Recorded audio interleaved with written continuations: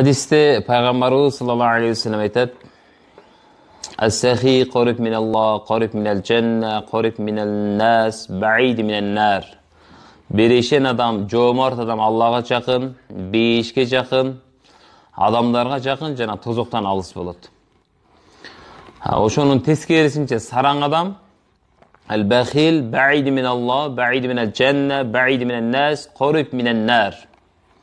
Эми сараң адам, ичтар адам бул Алладан алыс, бейиштен алыс, адамдардан алыс, жана тозокко жакын болот. Ва жахил сахи хаба илаллах азза ва жалла мин абидил бахил. Жахил дегени ошол берешен адам Алла Таалага сүйкүмдүүрөөк. Абидил бахил дегени сараң ибадат кылуучуга караганда деп мына пайгамбарыбыз айтып атат.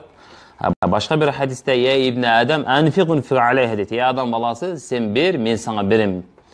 Ошон үчүн мына берешендүүлүк бул адам баласынын оңолгонго bir себеп. Канча берген сайын Алла субхана таала ошончолук адам баласына дагы берет.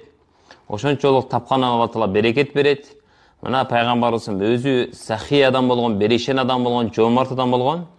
Алла субхана таала дагы эң биринчи иманды жаратып туруп, аны эмне менен кооздойсун дегенде сахи, берешендүүлүк менен кооздогон да. Күфүрдү жаратып туруп, эмне менен кооздойсун дегенде сараңдык менен кооздоп койгон экен. Ошон үчүн Алла Таалага эң сүйкүмдүү амал бул берешендүүлүк сыпат.